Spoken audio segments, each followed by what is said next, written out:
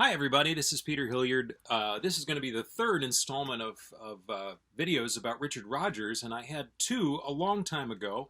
I was all ready to do the third one, and then just life took over. But here we are in quarantine, and you can see my hair is really long, and you'll hear that I'm completely out of practice, and so I have no excuse but to finish this project and make this third video.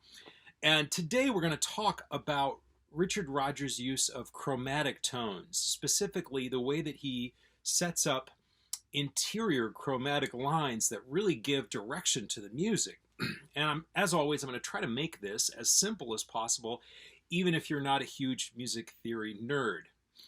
So maybe you've noticed as you listen to music by Richard Rodgers that there's some kind of sounds, some harmonies that just really feel like classic Richard Rodgers sounds. I'll give you two examples that may strike you, may be familiar to you.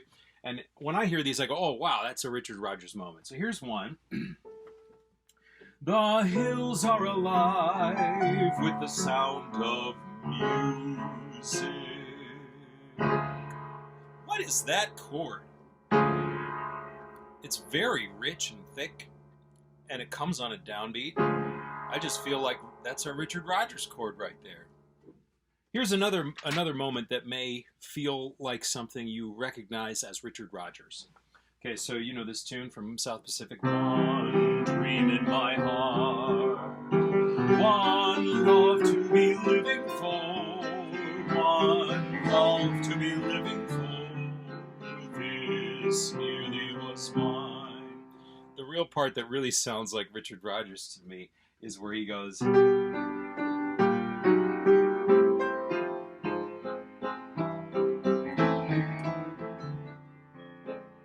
just somehow the interplay of that harmony as it goes down and down and down really feels like a Rodgers classic moment. What is he doing there? How does he make that happen? Well, he's using chromatic harmony, chromatic tones in the harmony. Now, in music theory, we would often talk about these in terms of the actual chords or the collections of notes that Rodgers is using. We might analyze those in terms of where they are related to the key that we're discussing. But for our purposes here, even though all that's very useful, I'm just going to focus on what chromatic tones are and what they do. So in a key, let's say C major, it's all white notes. And I can make a nice song, a normal song that uses only white notes. You know, most simple songs for children are written using only the notes of the scale. But those aren't the only notes that there are, and I could use other notes too, because there's not just do, re, mi, there's do, di, re, mi, fa, fi, sol, si, la, li, ti, do. If I'm going the other way, do, ti, te, la, le, sol, se, fa, mi, me, re, ra, do. And each one of those extra notes that's between the other notes, when I use them, they feel like they're going to go somewhere. We call them tendency tones. So for example, do, re, mi, fa, if I use fi, that fi really wants to go to sol. It's a tendency tone. Ti wants to go to do. That's actually in the scale. If I have a sharp fifth scale degree, sometimes in musical theater you'll hear something like, you know, the Cantor and Ebb really like that tune, that little move there, where your fifth note of the scale goes up here. Oh my gosh, it feels like it's going to go there, and then it might go there. So sometimes these notes, just a single note, will want to pull in a direction. Sometimes they pull up, sometimes they pull down. So if I have a flat 7 scale degree, that might want to go back down. A flat 6 kind of wants to go down too. Same note as a sharp 5. But if I come at it from the other direction, you can feel that it wants to go down, right? So we could analyze that. We could like tag them all and say, well, this is what's happening here, this is what's happening there. I just want you to start listening for them. Because once you hear them, you can feel them working, and you don't have to name them to know that they work. So I have an example here from really early in Rodgers' career with Lawrence Hart, a show called Present Arms from 1928, and this is You took advantage of me, which is probably problematic in terms of the lyric, but we'll just look at the music right now. I'll do my best to sing it. These are chromatic tones used in the same way that any standard composer would want to use them in popular music in this time period. Rodgers is not doing anything special. This is just what people did back then. So, I'm a sentimental sap, that's all. What's the use of trying not to fall? I have no will, you've made your kill, 'cause you took advantage of me. That feels very 20s, right? What's so fun about that is these tendency tones. So you can feel in the melody, I'm a sentiment. Sap, that's all. And in the left hand there, and then it goes. Each of those notes has this pull. It's kind of pulling somewhere.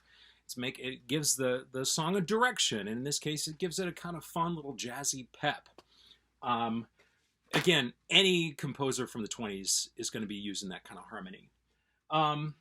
If I go just a little bit further, in 1929, a couple of years later, I encounter something here in this song that I adore.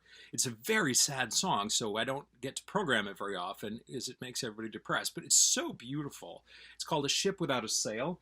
It was in a musical called Me Without You, which opened and closed in Detroit very swiftly, and then the show got changed, and it opened eventually as Heads Up, I think is the name of the show that it came from.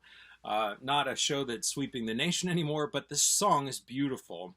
And it's partly beautiful because of Hart's achingly, just very sad, tragic lyrics. He wrote these sardonic, sad lyrics. But Rodgers' music is doing this incredible job. So here's the first little phrase of the tune, of the chorus.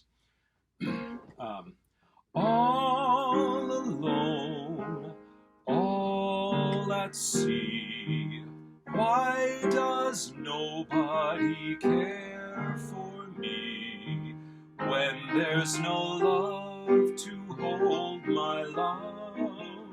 Why is my heart so frail, like a ship without a sail? That's that's the first phrase of it. What I want to call your attention to is, well, a few things. But first of all, it opens, the first chord of the melody is extremely dissonant. It's this chord. That's the first chord. Normally a composer will start on, like the home chord and then go somewhere weird. Rodgers starts with a chord that's very dissonant. This note wants to go down to C, D flat, E natural, in this case F flat wants to go down to E flat, and they act like a pair. And then the E flat, or the F flat, goes down to E flat first. And now it's got a new dissonance against the D flat, and then that one finally goes down, that tendency tone goes down, and meets another dissonance. And then the downbeat of the next measure is another chord, which also has a note that wants to go down, and another note that wants to go down. And then when they do go down, they hit another dissonance that also wants to be resolved. So there's this chain of dissonances that are unrelentingly pulling down. And it makes the harmony makes this tune feel like it's just weighted and full of sadness. The melody is very simple. It's just 2/6.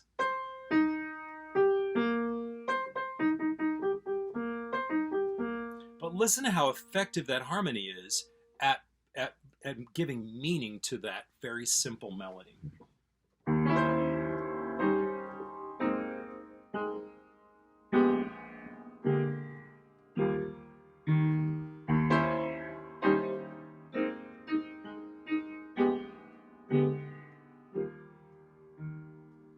We're going to see that Rodgers is not afraid to put a really crunchy chord full of tendency tones that are pulling really hard right away on a strong beat.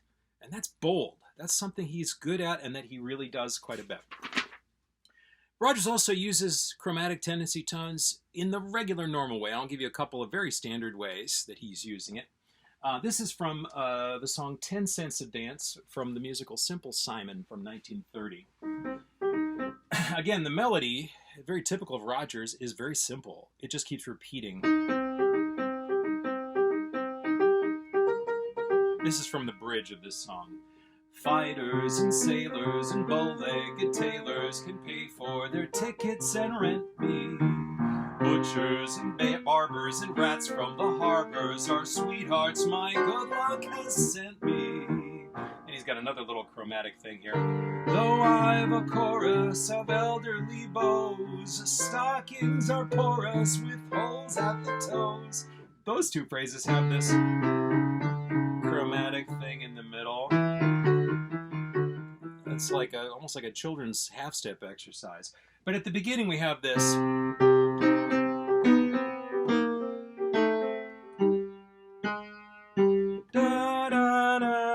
And just that descending line, very typical from this era. I'll give you another example from the exact same show, a number called He Was Too Good to Me, which is sometimes sung in cabarets. When I was mean to him, he'd never say, go away now. I was a queen to him, who's gonna make me gay now? Now listen here. It's only natural I'm blue. Ooh, he was too good to be true. Here's that very typical.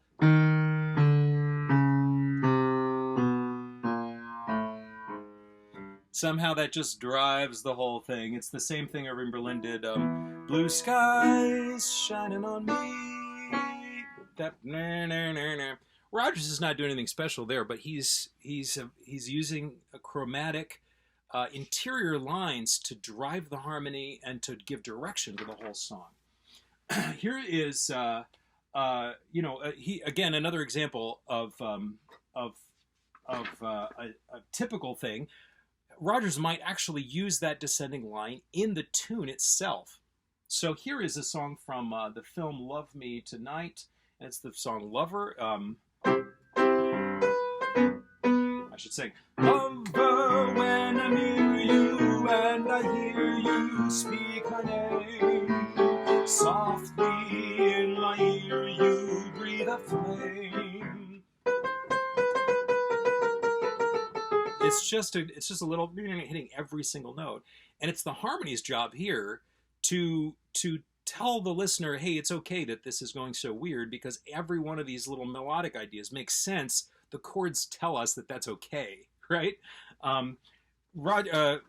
Cole Porter did the exact same thing in the song All Through the Night in 1934, a couple years later. All through the night I delight in your love. It's the same idea. The melody's just going on the way down.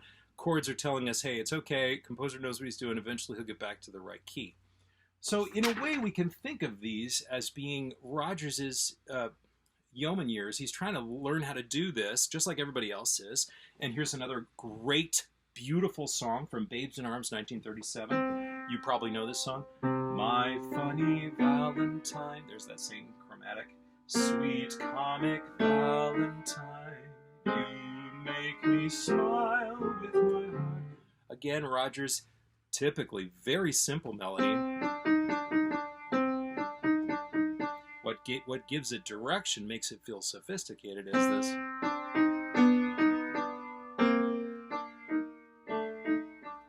All right. Cool. One more kind of really exotic moment here, and then we'll get to the Rodgers and Hammerstein years, which is probably what you're familiar with, and then I'll get to some fun, cool stuff that you might not know about. This is an example from I Married an Angel from 1938, and it's another example of Rodgers choosing a very dissonant chord right away. But this chord is even more surprising than the one I showed you before. This song, Spring Is Here, is in A flat major. But the first chord in it is actually a G chord, which is a half step lower than the home chord. And it goes...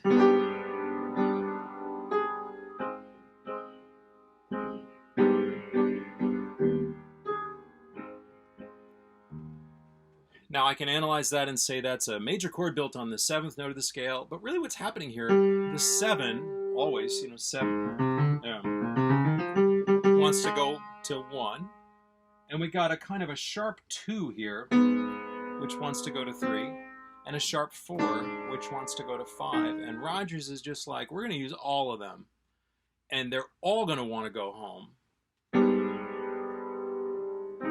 But somehow that first chord is so dissonant that it makes it, when it resolves, it feels satisfying, but also everything's not okay, which matches the lyric. This is why it's so great in the theater for these songs. So it goes, spring is here, why doesn't my heart go dancing? So the sentiment of the lyric is troubled, and the harmony helps to tell that story with these tendency tones that are kind of blocked up. They're all bundled together. And they all want to go somewhere. Okay, when Rodgers started working with Hammerstein on Oklahoma, it was a total change for both men. And Rodgers' harmony still retains this beautiful interior chromatic lines that are so distinctive in his sound, as you're going to come to see. But he doesn't just use them as this like directional line that says, okay, just follow the line with your ear and everything will be good. He starts to use tendency tones in a way where he'll bring one in here and then another one in a different voice there. And you get this feeling from all of these little tendency tones, these little notes that are not in the key that are pushing us in a direction, that there's a very sophisticated driving pull that goes through the whole piece. I know I kind of mixed my metaphors there. Let's take a very, very famous moment from Carousel, 1945. I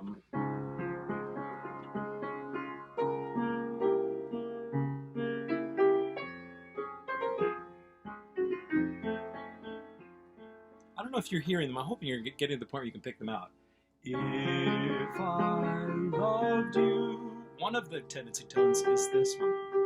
Where does it want to go? It wants to go up. This one also wants to go up. And they do. Right? And again, I would try. If you hear that guy, it's in a new part of the harmony. It's going up. To say all I want to. Both of those notes want to go up. To know. Both of those, that feels real simple, those two chords, because they're in the key. Now he does the same move again. If I loved you. Both of those want to go up. Words wouldn't come in an easy way. This one wants to go up. Round in circles. These ones want to go up. Now listen, it's the same move, but he does one little change. I'd go. Hear that pulling up? Longing to tell you. Few things to point out there. One, the melody is very simple. That's one of the reasons why these tunes are so memorable, is because they're simple. They're simple tunes. But what makes them so effective in the theater is that the harmony is telling us a story that is pulling us in a direction, pulling us forward. Hammerstein is doing one of his typical conditional love songs here, where Hammerstein is saying, well, if I loved you, only make believe I love you. People will say we're in love. These are the songs that are like, let's pretend for a moment like maybe I love you. But the singer, the lyric is telling us, actually don't. But the music is telling us, I do, and I'm being pulled in this undertow that I can't resist. And it's this very subtle use of these notes that are tendency tones that are not in the key, that are pulling us in a direction. And that gives this grounding of drama to what's happening in the melody. I know I don't want to spend too much time and lose your interest here. I just got a couple more things, and I think these are some of the best things of the conversation. So let's talk about South Pacific. There's a number in South Pacific, Bali High, which is one of the iconic moments in what we call Golden Age musical theater. Now, this moment and this character, in fact, the whole show is starting to be considered by scholars and thinkers to be a little bit problematic. Rodgers and Hammerstein are trying to tell a story that involves people of another culture that they don't actually understand at all, right? What business is it of theirs to put these people on the stage? Some people are asking. And more than that, does this reflect the reality of these people in this story, or are we watching a falsehood that helps us to feel good about themselves? These are really important questions, and I'm glad that we're asking them. What I want to talk about, though, is something a little more specific to the music. So I don't want to table that discussion because it's not important. I just want to table it so we can really talk about some really interesting things. And if I talk about music here, I can actually tell you a part of a story that you may not know, that may be interesting and unfamiliar to you. So in this number Bali High, we're gonna talk about this musically, of course. So Rodgers is trying to depict musically for his audience to give them a sense that these people that are on the stage are exotic.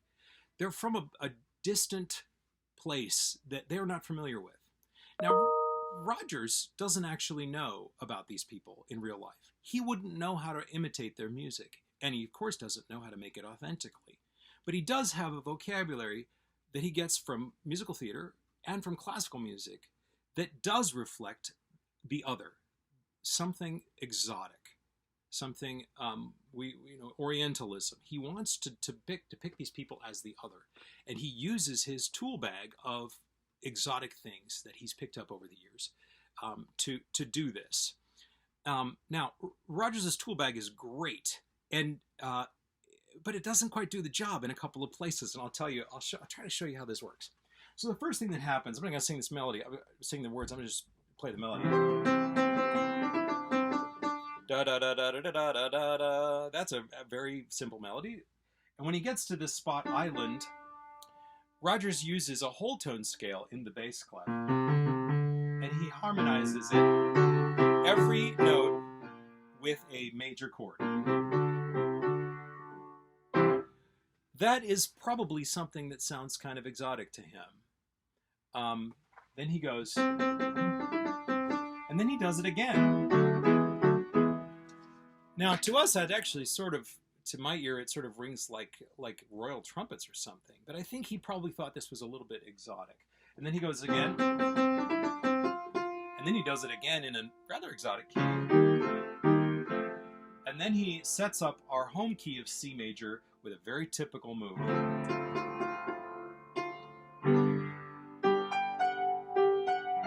I mean, that you can hear the Bali High theme coming in there, but that's like barbershop quartet stuff, you know. Now, when he gets to the main part of the tune here, the beginning of the chorus, he does one of his patented moves where he puts a dissonant chord on the downbeat. And one thing that makes this particularly memorable is he chooses an octave and then lands on the 7th note of the scale, or actually on a sharp 4, because this is the 5th note, sharp 4, which wants to go up. In a way, it's like Maria. That's not a melodic contour that you're going to run into very often in classic musical theater music. When he gets to the downbeat, he harmonizes it with a fully diminished chord, which is very, it's almost as dissonant as very classical music gets. And almost all of these notes want to go somewhere. This one wants to go there. This one kind of wants to go down. So, and it's over a tonic pedal. It goes. Then he does it again. And not the same exact chord. And then he comes to this chord and he reharmonizes it. That's more dissonant. That's in fact the same chord that he used on Spring Is Here. Spring is here. It's also the same chord that he uses in The Sound of Music. The Sound of Music. He's using it here to be exotic and dissonant, to think about, like, whoa, what is this music? What is this in your heart, right? And then he does another harmonization of it. He goes, it's an A flat 7 chord, which normally would go here, right? But he's just like using the notes as this flat 6 wants to go down, this sharp 2 wants to go up, right? Come away, he uses the same chord, come away. Above that, in the accompaniment, he does this kind of, it sounds like a harp or maybe a flute. I don't know whether he had the instrumentation in mind when he wrote this, but it's another like trick of exoticism to go like this. There we go. Here's another one. It's like a little shiver. That's a whole tone scale.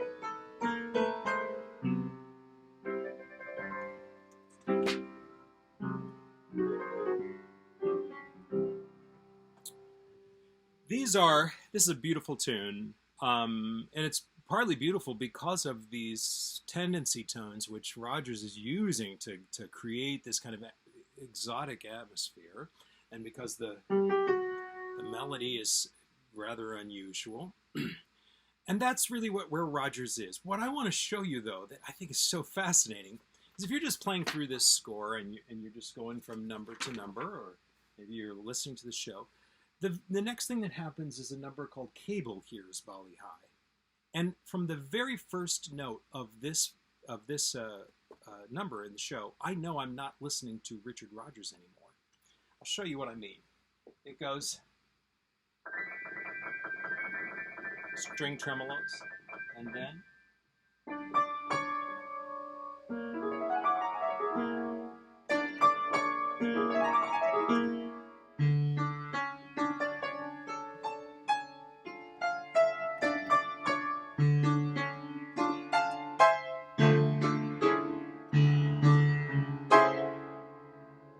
Cable sings Bali High, and this is the thing that accompanies it.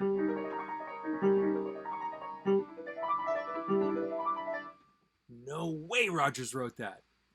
In fact, it was written by a woman, a German Jewish woman named Trude Rittmann, or Trudi Rittman. I believe her name was Gertrude, and she was Trude, or Trudi for short. She came to the United States to run away from the Nazis, and she worked with some dance troupes when she got here. And then she fell in with Rodgers and Hammerstein and subsequently Lerner and Loewe, and she was very much involved in many classic Broadway shows. If you just look her up on IMDb, you just look at her credits, it's crazy.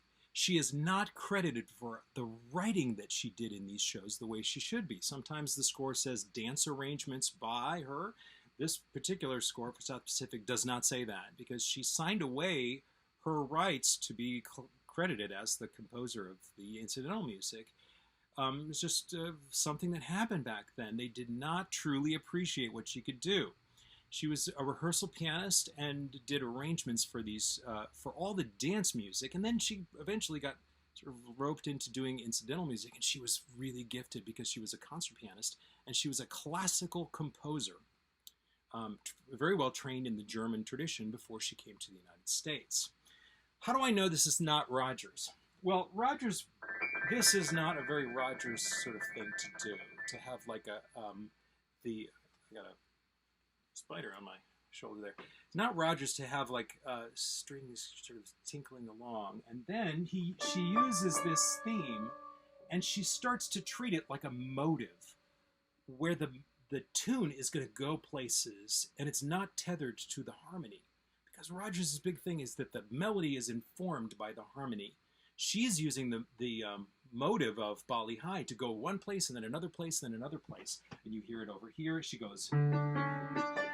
Then she changes the key again and again. And then she goes to a chord, a minor major 7 chord, which shows up in film noir. I don't know that Rodgers ever really used this chord. It sounds like a dark night in a city that keeps its secrets. It's a chord that Rodgers really did not have much use for. But she's using it in this very classical, very idiomatic way, as though she's scoring a film, and she's just using his ideas as fodder for this fantastic sequence. And then when she goes here, she's using chord voicings that don't feel like Rodgers to me. I think, you know, listening to her, hearing about her contributions to musical theater, many of the things that we love about Rodgers and Hammerstein, about Lerner and Lowe, are really her contributions, and the way that the score holds together across the entire piece helps us feel like we're watching something that's coherent. A lot of that is her work, but she's working with material that is circumscribed into song form, which is something that Rodgers' hard-fought birthright. Right, he had worked hard to claim that, and then he couldn't break out of it. And he needed people like Trudi Rittman to get to kind of open up some of those vistas for him, to the point where, even though that's from 1949, it reminds me a little more of something else. This is the sort of treatment that she's doing to Rodgers' music. This is from another show from 8 years later.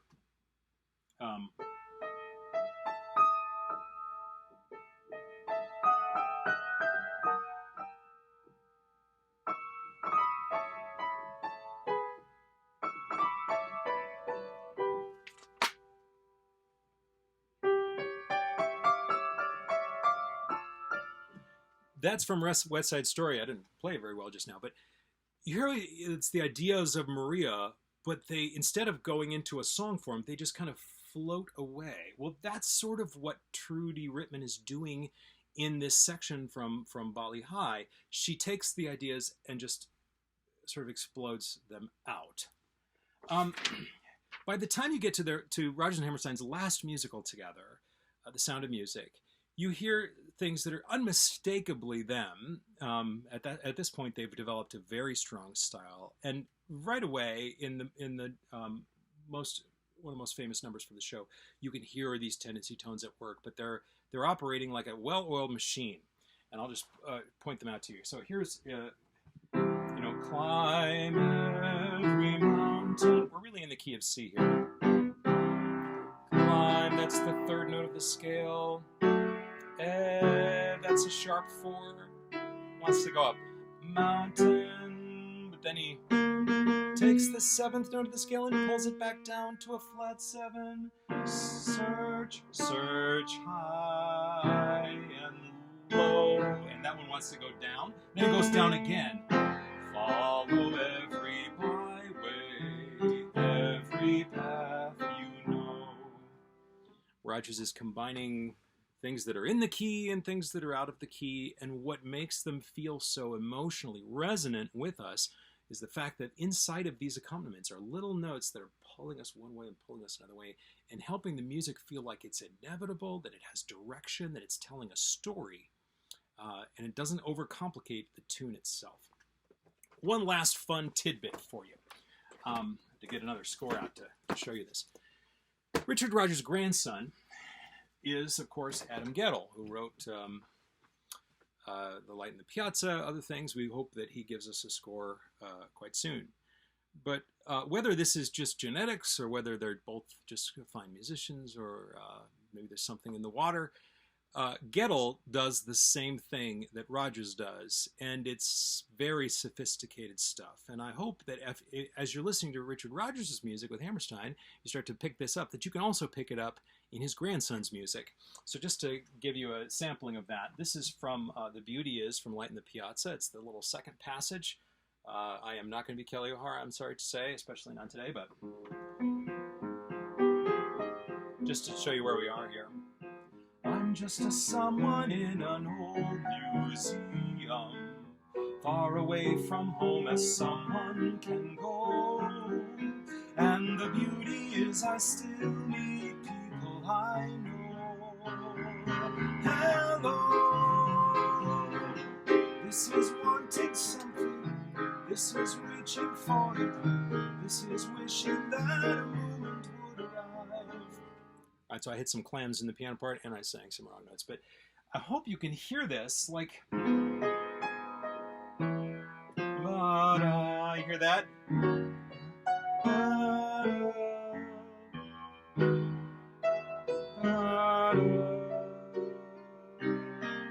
There's a G flat. this one wants to go down, but it doesn't get to for half a measure. And then eventually it's this. When it lands here, listen to this line, goes down, and then it goes down again, and it goes down again. It gives me, as a listener, the same feeling. Oh my gosh, there's some kind of undertow emotionally that's pulling this character inexorably toward them, right? It's like an emotional force that pushes the melody forward. And Gettle does it too, and he probably picked up some of these tricks from his grandpa. Well, Richard Rodgers is an extraordinary composer. So many things to think about. I hope you've enjoyed some of these ideas. I hope this wasn't too long and some of you are still with me enjoying this. I'm going to keep trying to find some neat musical facets of older composers, certainly, because there's still a lot to learn from them. I hope you're all well and staying sane in the quarantine. See you next time.